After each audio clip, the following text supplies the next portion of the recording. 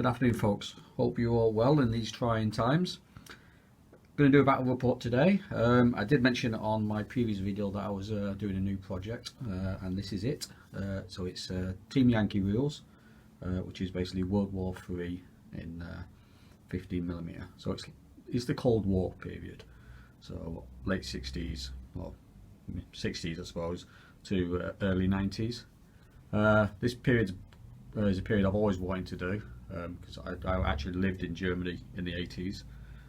My father was in the forces, and I was in Germany again in the 90s when I was in the forces. So this is a period that I've always wanted to do.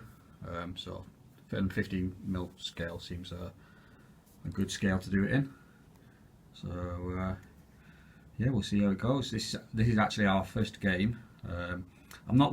I know you're supposed to do it on points. I've not really done it on points, just as it's our first game and a bit of a tester, because we don't know. Well, we know the rules, but obviously we're going to make mistakes. So it's basically a Russian force defending this this bridge here. I don't have any modern roads, so I'm just using the normal dirt track roads and bridges that I've got. So the Russians are defending this objective here, and the British are basically trying to seize the objective. A lot more points on the British side, as you'd expect, being the attacker. So it'll be hard work for the Russians. We shall see how it goes. Like I say, this is a period of what to do for a while. Now that these rules are out now, and they seem quite straightforward for modern rules, and they basically use unit cards, which helps greatly because you don't have to keep going into the rule book all the time. Generally, all the information is on the card that you need. We have found ourselves just going into the rule book now and again just to double check some things. Like I said, we probably will make a few mistakes being our first game, but I'll take you through the forces, and then we'll see how it goes. Okay, before I take you through the Russian forces, I'll just do a quick overview of the map. It's the old usual dining room table, so it's not a massive area. I think it's probably 5 foot by 3.5 foot. So what we've got is, like I mentioned, there's the objective with the small village town just in front of it. The British will be attacking from the north over there. So all they've got is the road and the hedges. Not the hedges, sorry, the cornfields. And then you've got the river here, which counts as impassable, unless obviously you've got amphibious as one of your traits on your unit card. And the Russian forces are starting down here. So the Russians are starting off with a T-64 as their commander, just there. See him? Peeing behind that building. We've got a T-64 troop squadron. Not quite sure what the Russians used, what they called them. So we'll say company. So we've got 1, 2, 3, 4, 5 T-64s. A unit of Golfers, which are anti-air. Unit of Carnations, which are artillery. Most of the figures actually are plastic, but some of them are resin metal. These Carnations are resin metal, and so are the Gophers. The T-64s are plastic. Within the town, they've got a unit of infantry. I can't remember exactly what they're called. Spetsnazi or something like that. I'm not quite sure. Assault landing company, basically. So they've been landed by Heinz, and they're taking the town. They don't all the bases don't fit inside these buildings. So there's actually 6 bases in total, and I've just put the 3 that don't fit at the side, but they're all classed as being inside the buildings, which obviously gives them bonuses for defending. So for the Russians, they do have reserves. So they got a 2 Frogfoots that can come on if they obviously get the dice rolls. They got 2 Heinz that are on reserves, or classed as reserves. They got a company of T-80s, just the 4, they're quite expensive, and 2 BMP-3s. So I'll be rolling for reserves. I've got to hold this river crossing for 6 moves for me to win. Obviously the British player has to take the objective for them to win. So I'll take you through the British forces. Okay, so this is the British forces who I'll be defending against. We're starting off with the commander, which is a chieftain. So these are basically representing the 1420 Hussars, which is our family regiment. So we got chieftain as the commander. Then we got a squadron of 4 chieftains, followed by a recce troop. They're scimitars, 2 scimitars, another recce troop, 3 foxes. So back up over there, we've got the 2 MLRSs with a fox as a spotter, and just over there you can see the warriors with the Milans on. I think they're classed as a recce troop as well. And last of all, 1 troop of challengers. It's kind of a 90s tank rather than an 80s tank. They just recently released these as basically a continuation of the war sort of thing. If it was to happen, then they would rush production through for the challengers. And they are expensive, purely because of the stats. They're very good, which means the British do have substantially more in regards to points. So, but you'd expect that for the attacker anyway. They've also got, I've not put on the table yet, but we have, just goes over here. So a couple of Lynx tows and Lynx transports. They look identical because I've glued the rocket pods on, but basically 2 of these will be acting as transports for these chaps down here, and 2 will be acting as tow lynxes. They have some handy wheels, such as like tree hopping. I've been in Lynx a couple of times, and it's a thrilling experience popping up and down the terrain.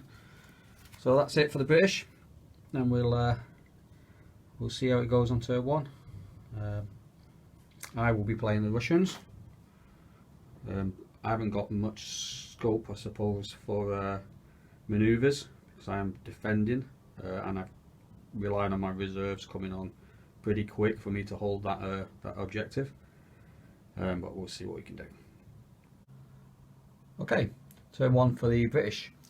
So a couple of dashes. You can see there the scimitars moved up, and so did the Challenger, or the troop of Challenger tanks. Along the road came the Fox troop. They also did a dash, so they didn't fire this turn. The chieftains behind them, they did a tactical, so they did fire their MMGs. Unfortunately for me, they did no damage to my troops in their buildings, which are extremely hard to hit, because they're classed as gone to ground as well, because I haven't fired this turn. Obviously I've not had my turn yet, so they're firing from them. So they're very hard to hit. The warriors over there, they went behind that hill, and you can see there the little fox spotter. He tried to get artillery onto my infantry again, and failed all 3. So not a good day for the Royal Artillery. Maybe they'll improve in the next turn. The only other things that my opponent did was hasn't launched his air assault troops yet. It's keeping them safely behind that cover there. I presume he's going to decide what he's going to do with those. And the Lynx tows are basically hovering behind the trees here. They're classed as I think they're classed as gone to ground. I'll check that when it comes to firing, because they're near high cover. So no firing from them either yet, because they can't fire, move and fire in the same turn, which is interesting, because my Hinds can move and fire, but the Lynxes can't. So on to my turn next, and I'll see if I can. I think I've got a nice little chance here to shoot up some foxes before they start trundling into the town. we'll do the Russian turn 1 next. Okay, turn 1 for me, the Russians, and I did okay actually. I didn't get my reserves on, unfortunately. I filled the role, but I did get my strike aircraft there. Unfortunately, they weren't as effective as they could have been. They fired their missiles, which were, let's get the card. Here we got KH-25 air to ground, which has anti-tanker 27, so not much is surviving that if you do hit it. But bad luck for me, one was a miss and one was only a bailout because I failed the firepower test. So I thought they might have taken those challenges out, or at least 2 of the challenges out, but no such luck. So they'll be taken off the table now because they only stay on the table for 1 turn.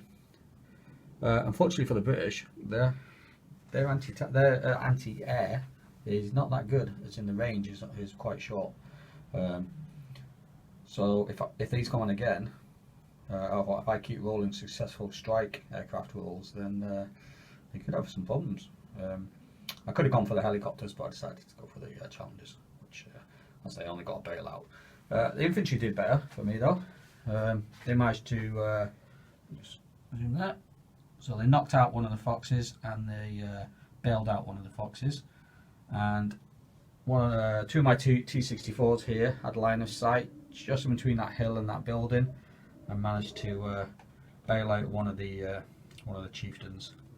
Also, my Gophers, my chaps down here, which are the anti-air element for myself, managed to take out one of the lynxes. It was a tough shot because of the gone to ground and the concealed.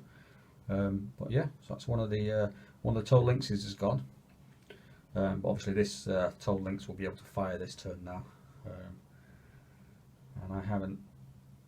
Well, I've still got my anti-air I can use as a defence.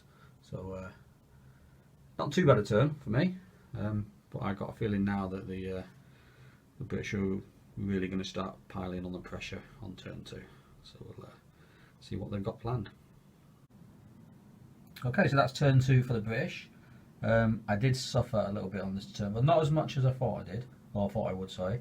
I did lose two bases of the infantry that were in the buildings, mostly from the Radan cannons of the Scorpions and the Foxes. But two bases isn't too bad actually, but they are actually pinned now as well, so it's not going to help them on this turn. But they're still in there. I lost a T-64 over there, you can just see, which was taken out by the Lynx tow. It's still hovering around over here, and that's about it. I got a bailout from the artillery, the MLRS, that ranged in on the first turn this time, or the first attempt this time. They can't really damage the T-64s, but they can force them to bail out, and they managed to bail out one. Thankfully, the Gophers weren't hit, because I'm relying on them to keep the lynxes away from my troops. So that's it for this turn. For the British this turn. So not as bad as I thought it was going to be. You can see he's moved his chieftains up on the hill there. It's given me plenty of targets for my T-64. I think he was hoping that he would have taken out more T-64s this turn.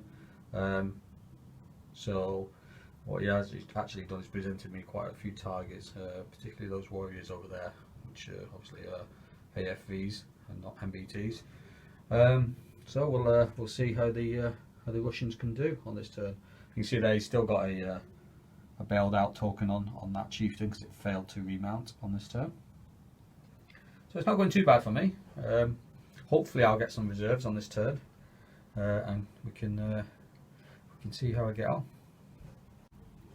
Okay, so turn 2 for the Russians. Did okay. Didn't do as much damage as I hoped for. Managed to rally my infantry that are in the town, and in turn they managed to knock out with an RPG another one of the Foxes. I got some reserves on this turn, so I selected the T-80s, and they pushed through the cornfield. Tried to shoot up the scimitars with their MGs, but actually only caused one to bail out. Maybe they should have used their main guns. Other than that, just the another bailout for one of the chieftains on that hill there from the my T64s. But this turn, I think the British really are going to start to push now. I'm surprised they didn't push as much or do as much damage on the last turn. But I think they will on this turn, on turn 3, because of the challenges. Obviously, with the T80s now appearing on the board, they're definitely going to try and have a crack at them. So far, the town's still holding. The infantry doing really well in there. No assaults have gone in yet from the British. They seem quite happy to just sit back and just try and shoot the place up. But whether that will change on this turn, we'll see. I am a little bit worried about those warriors there. I tried to take them out with the artillery, but failed. And those Milans on those warriors are quite lethal. So they're obviously not going to move this turn, which means they'll be able to fire them. So we might see some T64s going up in flames on this turn. So we'll move on to British turn 3. Okay, turn 3 for the British, and it was quite a successful turn for them. As you can see there, my infantry in the town have been neutralised. It was a combination again of the scimitars, the one remaining fox, and the chieftains over there on the road and on the flank. So they can plough through there now without having to worry about RPGs, which infantry we did quite well actually with the RPGs, but I was hoping to have a bash at the tanks, but no such luck. More bad news for my T80s. The Lynx tow that was hovering over here. There we go. Still hovering. It managed to get off an attack against the T80 despite the anti-aircraft machine guns of the T80s, which have a much longer range, it seems, than the chieftains GPMGs. Despite 12 dice, no hits, or a hit and then an aircraft saving throw.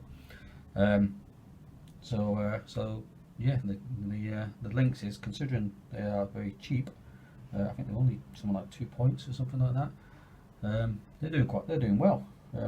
I did read on a few forums and that the helicopters are quite vulnerable in this, and I suppose they can be. But I think I've just been a bit unlucky against the British Lynxes. Over there, I got another bailout on one of my T64s. That was from the chieftains on the hill.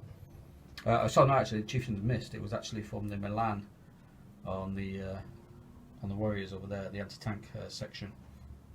And I lost one of my Gophers, my AA element, due to the artillery from the MLRS. So a couple of morale checks here. The T80s are going to have to take a morale check. The Gophers are going to have to take a morale check.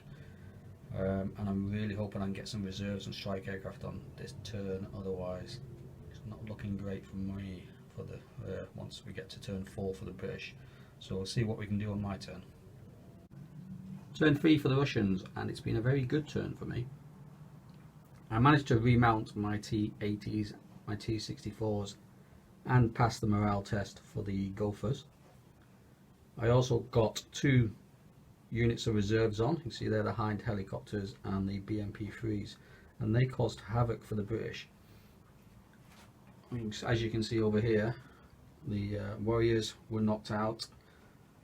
2 of the chieftains, well, 3 of the chieftains were knocked out. The combination of the T64s, the BMP-3s, and the Hinds. The Hinds are pretty lethal. You understand? They didn't take anything from the AA fire. Probably going forward, the British probably need some dedicated AA fire rather than relying on mounted GPMGs. So it was a good turn for me, and I even managed to knock out one of the challengers with my T80s. The British are not in a good position at the moment. Lots of casualties. I'm not sure if they can take the objective. I've got the only bonus for them is that that's all my reserves. My strike aircraft didn't appear again this turn. But I think it's going to be very hard for the British now with what they've got left. So we'll see what they can manage to do in turn 4. Turn 4 for the British, not very successful, to be honest. Tried to make a dash for the objective and hopefully take out a couple of the T-80s and the T-64s. Mostly the T-80s, because pretty much that's where the challenges are. And all they've got apart from those is the Commander, Chieftain, and a couple of Scimitars and a Fox. So it wasn't much they could do. They've attempted to, well, they've moved their Lynxes now with the air mobile troops in. Probably need a real clarifying on this. I'm not sure, but I believe they can take off and move, but then have to land in the next turn. That's how we've read it. So if I'm wrong, someone please let me know. Or they can, if they're in flight, they can move and then land in one turn. So hopefully we've got it right. But they're a bit of a vulnerable position at the moment because the Hinds are actually anti-helicopter as well. So the British are going to take some more fire on this turn. They didn't do any damage apart from a bailout on the T-80s. That's what the Challengers did. So it should be interesting on the next turn because it might actually be a wrap up on this on my turn now if I can get enough hits down and take out their air mobile section. Again, it's not looking good for them, but we'll see what happens on my turn. Okay, so turn 4 for the Russians, and as we suspected, it didn't go well for the British. It was a bit of a hopeless task, them trying to take the objective with what they had. And you can see there the Lynx transports, that both of them were taken out, and half the troops being transported also unfortunately lost. The Commander, Chieftain, again was knocked out. The Scimitars obviously are fine behind, but they're not going to do anything against main battle tanks. And they lost another Challenger because of all the times for my strike aircraft to turn up. This is when they turned up. So that is pretty much it. We will call it a day there. So unfortunately for the British, it was not a successful assault. The Russians did really well. I think the infantry were the stars, even though obviously they were destroyed in the end. But they delayed the British forces for quite a while, tying them up. The terrain didn't help the British. So obviously you've only got the one bridge that you can go across, and none of the vehicles are amphibious, I believe. I think I'll double check the cards, but none of them are amphibious. Could have used their mobile element, I suppose, to get over the river, but again that relied on at least one of the flanks being destroyed, and neither flank of the Russians was actually at any point destroyed for a safe landing zone. So that's it. The Hinds did very well. The Lynx did well.